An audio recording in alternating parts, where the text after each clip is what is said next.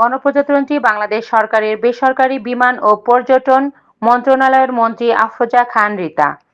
মুক্তিযুদ্ধের চেতনা টিভি, মানিকগঞ্জ জেলা প্রতিনিধি।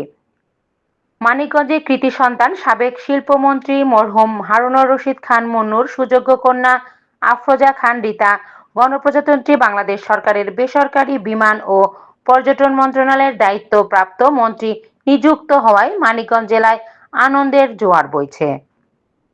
গত 12 ফেব্রুয়ারি 2026 বৃহস্পতিবার ত্রয়োদশ জাতীয় সংসদ নির্বাচনে মানিকগঞ্জ সাটুরিয়া 3 আসনের বিএনপির মনোনীত প্রার্থী সাবেক শিল্পমন্ত্রী মরহুম হারুনুর রশিদ খানের সুযোগ্য কন্যা চেয়ারপারসনের উপদেষ্টা মণ্ডলীর সদস্য বিশিষ্ট শিল্পপতি মানিকগঞ্জ জেলা বিএনপির আহ্বায়ক সংসদ সদস্য মানিকগঞ্জের কৃতি সন্তান আফরোজা খানম রিতা বিপুল ভোটে বিজয় অর্জন পর আজ 17 ফেব্রুয়ারি মঙ্গলবার সংসদ ভবনে গণপ্রজাতন্ত্রী বাংলাদেশ সরকারের বেসরকারি বিমান ও পর্যটন মন্ত্রণালয়ের মন্ত্রিত্ব লাভ করেছেন।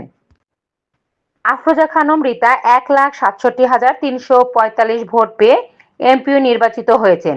তার নিকটতম প্রতিদ্বন্দ্বী মোহাম্মদ সাইদ নূর পেয়েছেন 64,242 ভোট।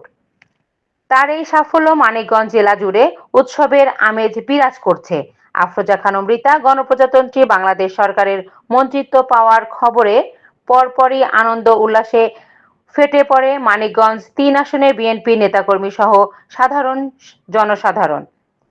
বিএনপির জেলা শহরের দলীয় কার্যালয় থেকে একটি বিরাট বর্ণাঢ্য গণমিছিল বের করা হয়। মিছিলটি শহরের প্রধান সড়ক প্রদক্ষিণ করে পুনরায় দলীয় কার্যালয়ের সামনে এসে সংক্ষিপ্ত সমাবেশের মাধ্যমে শেষ হয়।